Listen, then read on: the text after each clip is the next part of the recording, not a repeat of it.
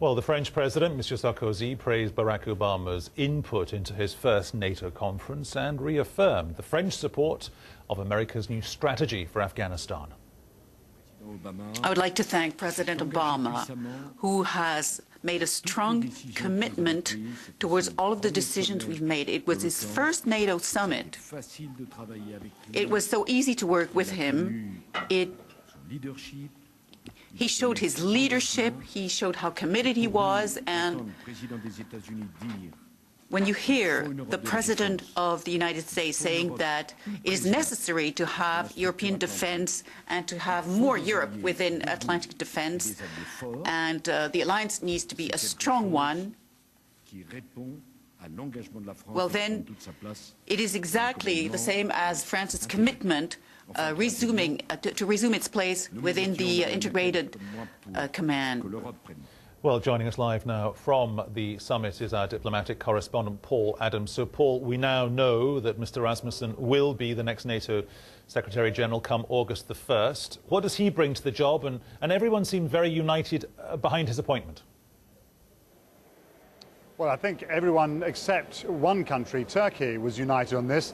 In fact, Angela Merkel was so confident that she thought this was going to be announced last night, and then it became very clear that the Turkish government was really digging its heels in over this, and some fairly intensive diplomacy went on. You'll recall that this morning we had the slightly bizarre spectacle of Silvio Berlusconi, the Italian Prime Minister, stepping off the red carpet just before greeting Angela Merkel to take a phone call. He was deep in that phone call for a very long time, and it turns out that he was talking to the Turkish government about this very issue. So I think he and others were clearly working the phones very hard to try and persuade the Turkish government that they had nothing to be afraid of in Mr. Rasmussen, that he is a staunch defender of human rights, but that doesn't mean that they need to be alarmed that somehow he is going to be insensitive to the concerns of Muslim countries. What Turkey was arguing was that here was a prime minister who had allowed the publication of these cartoons in the Danish papers,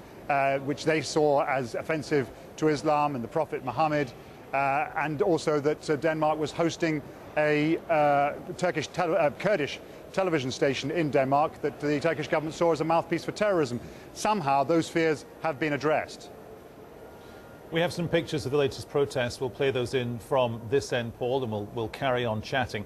What's your reading of what Gordon Brown was saying, however, Paul? Because he seemed to be splitting NATO's future role in Afghanistan, certainly over the immediate short term, into two areas. In the first instance, talking about security in the run-up to the elections in August, and then talking also, off the back of that, about long-term security.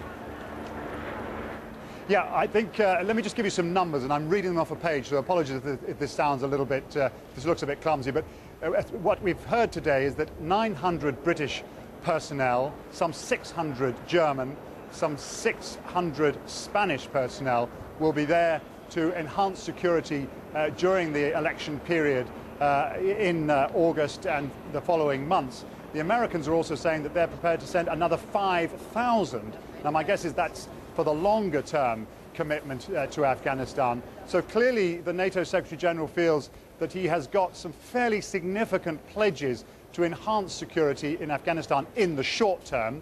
On the other hand, he has got additional American pledges in the long term, and we are also hearing that the NATO members were all offering more in the way of assistance to training, more money for the NATO operation, more money for a trust fund to support the Afghan army in the long term. So he sounds, Jaap de Hoop Scheffer, the outgoing NATO Secretary General, sounds as though he's quite pleased with the outcome. Paul, for the moment, thanks very much. Stay with us, because I just want to take a slight detour for 20 seconds just to play these pictures out full frame. These are the latest pictures, not live pictures, the latest pictures of those hooded protesters attacking the police. They've also, we understand, we're being told, set a hotel and a customs station on fire. It was our supposition earlier on, because our Europe correspondent Clive Myrie was there with them, that it was a bus stop. That building there, we're supposing now that is actually a customs station that was set on fire near the bridge over the Rhine, linking France and Germany, that just a few hours earlier, Paul was talking about it there, a few hours earlier, all the NATO leaders had symbolically met up for the slightly predictable family photo shot taken there, the idea being one of unity, the idea being that Germany and France were coming together, not least because the French haven't been at the NATO top table for 43 years. They are now back driving the NATO military command system. Yes, they've been involved in NATO operations in the past.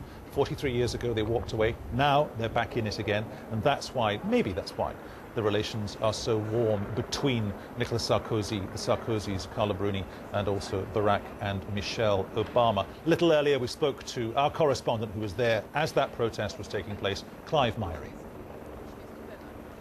A disparate collection of groups under the banner Stop NATO, who are marching outside the main security cordon around the summit meeting here in Strasbourg to protest against the alliance.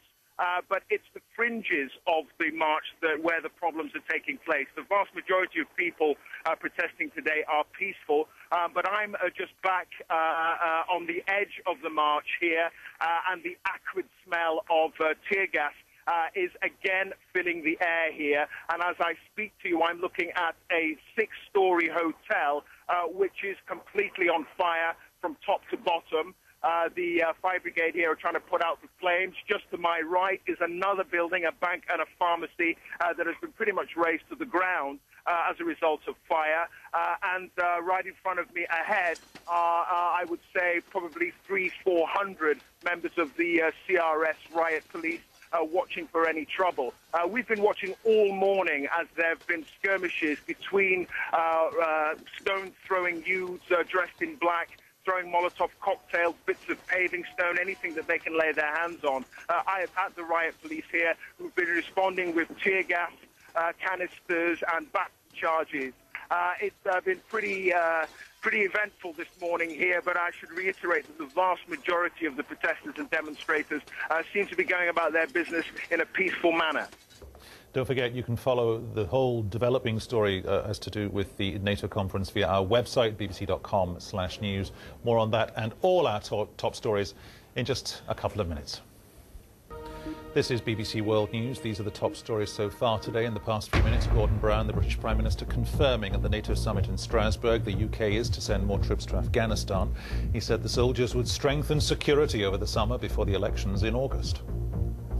Agreement's also been reached on the next Secretary-General. He will be the Danish Prime Minister Anders Fogh Rasmussen. Busy few days here in Europe for Barack Obama. He flies from the NATO summit to Prague for an informal meeting with EU leaders. While he's in the Czech Republic, he'll discuss the fate of plans to build a radar station there, part of a US missile defense system, as proposed by his predecessor, George Bush. It is not clear whether the new US administration will continue with the project. And as Neil Boulder now explains, there's also opposition inside the country. Americans have had their eye on this sleepy corner of the Czech Republic.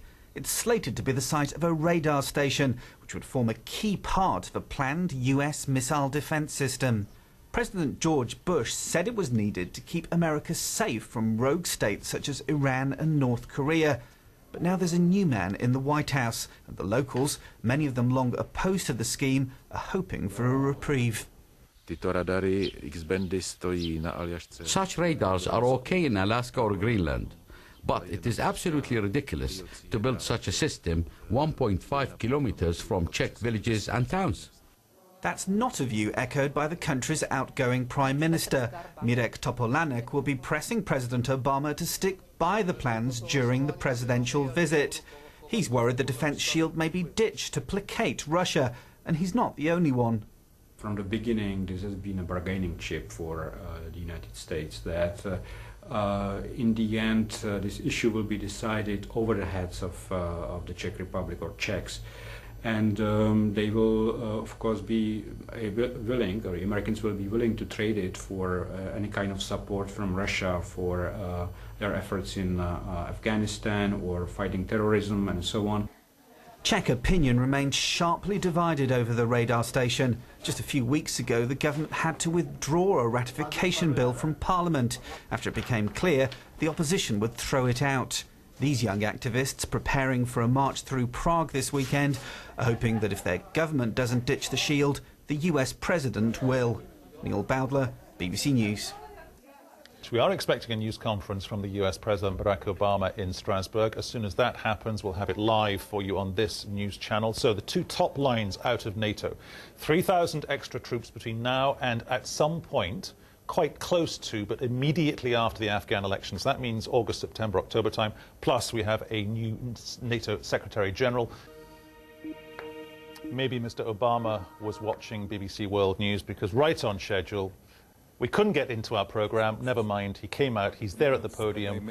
We'll just dip in to listen to what the US President is saying about this NATO summit in Strasbourg.